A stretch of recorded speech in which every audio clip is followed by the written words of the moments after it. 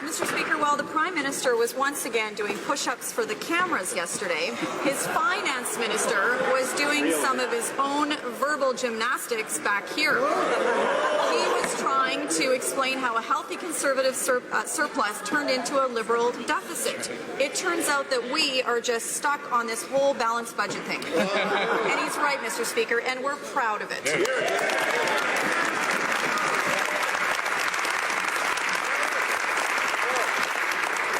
My question to the Prime Minister is simple. Is he actually ever planning to balance the budget? Prime Minister.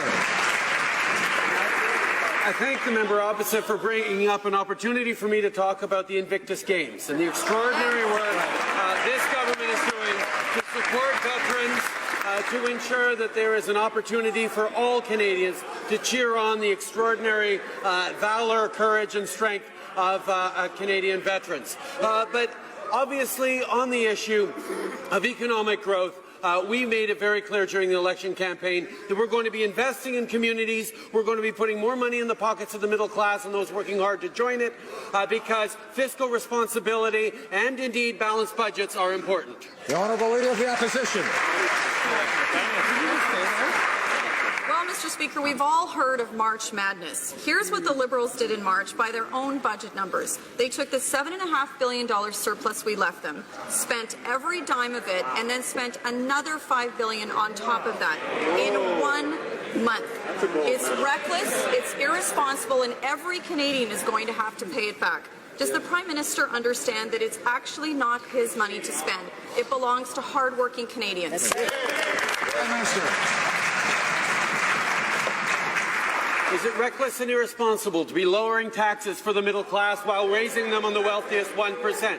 Is it reckless and irresponsible to be giving a Canada Child benefit that's more generous to 9 out of 10 Canadian families by doing more for the families who need it and less for the families who don't? What frankly would have been reckless and irresponsible were for Canadians to decide to keep them in government for 1 more minute after October 19th.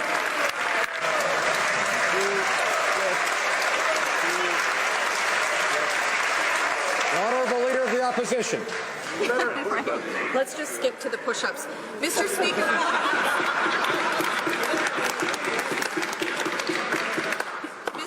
it's actually the job of the Prime Minister to at least try and keep spending under control. And the facts are clear. The Parliamentary Budget Officer and the Finance Department agree. Conservatives left this government a healthy surplus, and the Liberals have blown it. Does the Prime Minister understand that this billions of spending actually has to be paid back? Honourable Prime Minister.